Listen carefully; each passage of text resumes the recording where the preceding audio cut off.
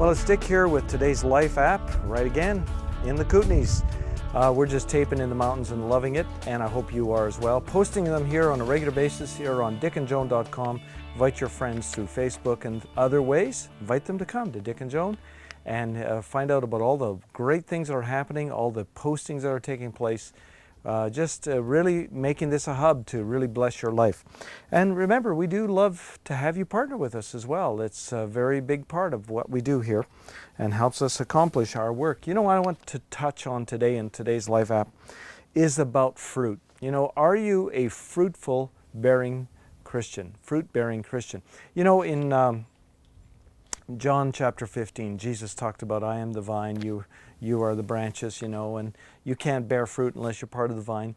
He used an illustration to show how our lives here on earth should bear fruit. Now, bearing fruit in the spiritual sense is not necessarily equated to what we see in the world. That doesn't mean you have to become the CEO of a large corporation and make huge amounts of money.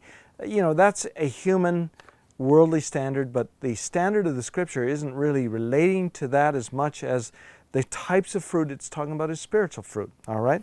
I want to give you a couple principles about this whole fruit thing, you know, because it's really directly applied to us. And Jesus spoke a lot about this, I want you to know. In Matthew chapter 7, he says about people in general, he says, you will know them by their fruits.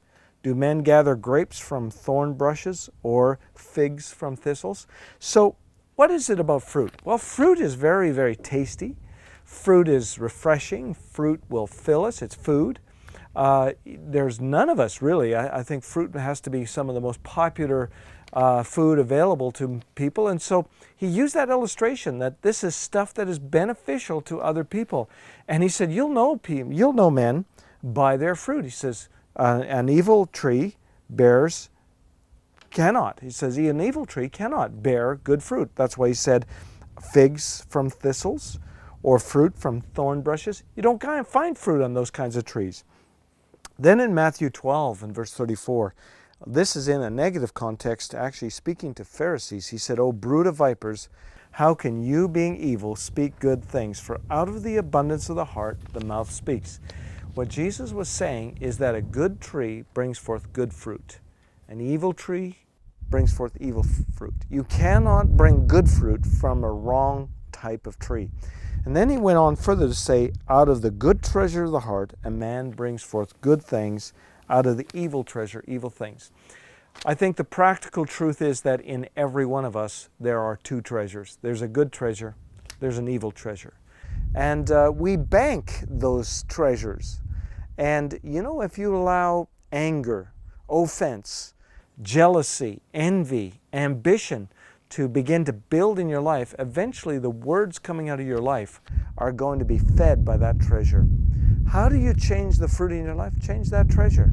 And then you become a good bearing fruit tree. You become something productive, something healthy, something beneficial to the people around you.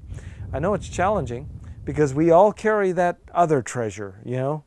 We have that treasure of negativity, and you can feed that. By the way, the treasure that is going to grow in your life is the one that you do the most deposits in, just like your bank account.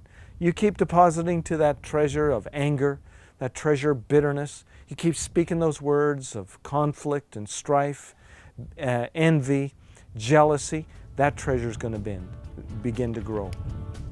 If you continue to feed the treasure of good things through positive thinking, positive words of encouragement, that treasure will grow. Today's Life app, let that treasure that is beneficial to those around you grow in your life so that the fruit in your life is obvious to all.